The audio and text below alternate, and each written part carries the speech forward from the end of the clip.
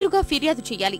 జాతీయ ఫోరంలో వచ్చిన తీర్పుతో తృప్తి చెందకపోతే సుప్రీంకోర్టు అప్పీలుకు వెళ్లే అవకాశం వినియోగదారుడికి ఈ చట్టం కల్పించింది. బాధితులే నేరుగా వినియోగదారుల వేదికను ఆశ్రయించి ఫిర్యాదు చేయవచ్చు. తన వాదన వినిపించుకోవడానికి ప్రత్యేకంగా న్యాయవాదిని నియమించుకోవాల్సిన అవసరం కూడా లేదు.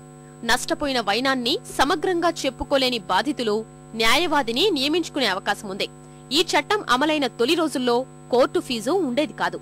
కొందరు వినియోగదారులు చట్టం పరిధిలోకి రాని అంశాల్ని కూడా ఫిర్యాదు చేస్తుండటంతో నామమాత్రపు కోర్టు ఫీజు ఏర్పాటు చేశారు. బాధితులు తన ఫిర్యాదుతో కేవలం 100 రూపాయల డిమాండ్ డ్రాఫ్ట్ లేక పోస్టల్ ఆర్డర్ను జతచెయ్యాలి. అల్పాదాయ వర్గాలకు చెందిన బాధితులకు ఈ ఫీజు నుంచి పూర్తిగా మినహాయింపు కల్పించింది. ఈ సానుకూలత వల్లే కొందరు వినియోగదారులు ధైర్యం చేసి మోసానికి పాల్పడ్డ సంస్థల్ని న్యాయస్థానం బోనులో నిలబెడుతున్నారు. రసీదు ఉంటే చాలు తామే విజేత అని నిరూపించుకుంటున్నారు. పోయిందనుకున్న డబ్బుని తిరిగి రాబట్టుకుంటున్నారు. ఆదిలాబాద్ వంటి జిల్లాల్లోనూ ఇప్పుడిప్పుడే వినియోగదారుల వేదిక ప్రాధాన్యతను తెలుసుకుంటున్నారు. రసీదుంటే చాలు న్యాయం పొందవచ్చని బాధితులే తమ సమస్యల్ని వివరిస్తున్నారు. రాష్ట్రపతి నుండి సామాన్య పౌరుడు దాకా అందరూ పుట్టినటువంటి వాళ్ళే. పుట్టినప్పటి నుంచి చనిపోయేంత వరకు వస్తువు కొన్నటువంటి వాళ్ళందరూ కూడా వినియోగదారులే. కాబట్టి ప్రతి ఒక్క వినియోగదారుడు రసీదు తప్పకుండా వస్తువు కొనేటువంటి వారిని వినియోగదారు పిలువబడతారు. కాబట్టి మనందరం కూడా తప్పకుండా రసీదు పొంది మనం నష్టపోకుండా జాగ్రత్త పడవలసిన అవసరం ఉంది. 2007 నాడు నేను నా కారులో వెళ్తుంటే లారీ యాక్సిడెంట్ అయింది. దానికి ముందు నేను శ్రీరామ్ చిట్స్లో ఒకటి యాక్సిడెంట్ పాలసీ వేశాను. దాన్ని మరి లబ్ధి పొందాలని నేను ఆఫీస్కి వెళ్తే వాళ్ళు నా డాక్యుమెంట్స్ అన్నీ తెప్పించుకొని 1 సంవత్సరం పాటు తిప్పించుకొని తీరా డబ్బు వచ్చే సమయానికి వారు ఏం చెప్పారంటే ఈ పాలసీ మీకు చెల్లదండి, మీకు డబ్బులు రావని చెప్పారు.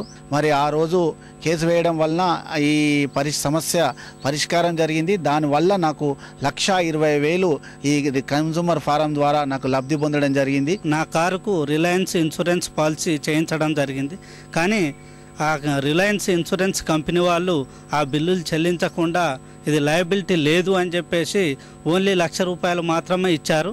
సో దాని మీద నేను ఫైట్ చేసి ఈ కోర్టులో కన్జ్యూమర్ ఫోరంలో కేసు వేయడంతో ఆ రిలయన్స్ ఇన్సూరెన్స్ కంపెనీ వాళ్ళు రాజీకి వచ్చేసి ఇంకా అదనంగా 65,000 రూపాయలు ఇవ్వడం జరిగింది. ఇటీవల రాష్ట్రంలో పెరుగుతున్న మరో ధోరణి వైద్య సాయం అందించడంలో నిర్లక్ష్యాల్ని నిలదీయడం.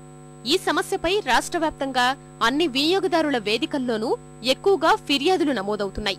వైద్య వ్యవస్థలో దోపిడీని, నిర్లక్ష్యాన్ని ఎండగట్టే తీరులోనూ ఫోరాలు బాధితుల పక్షాన నిలుస్తున్నాయి. సాధారణ బీమా సంస్థలపైన ఎక్కువగానే ఫిర్యాదులు అందుతున్నాయి. బీమా చేసిన వారికి వైద్య ఖర్చులు నిరాకరిస్తున్న సంస్థలకు చెంపపెట్టుగా అనేక తీర్పులొచ్చాయి. బీమాదారుడు చనిపోయిన సందర్భాల్లో అనేక కేసుల్లో మృతుడి కుటుంబానికి పరిహారమివ్వడంలో నిర్లక్ష్యం చేసిన బీమా కంపెనీలకు కనువిప్పు కలిగేలా రాష్ట్ర, జాతీయ ఫోరాలు సంచలనాత్మక తీర్పులిచ్చాయి. వినియోగదారుని చేతిలో బ్రహ్మాస్త్రంగా ఉన్న వినియోగదారుల రక్షణ చట్టాన్ని బాధితులు పూర్తి స్థాయిలో వినియోగించుకోవాల్సిన అవసరముంది.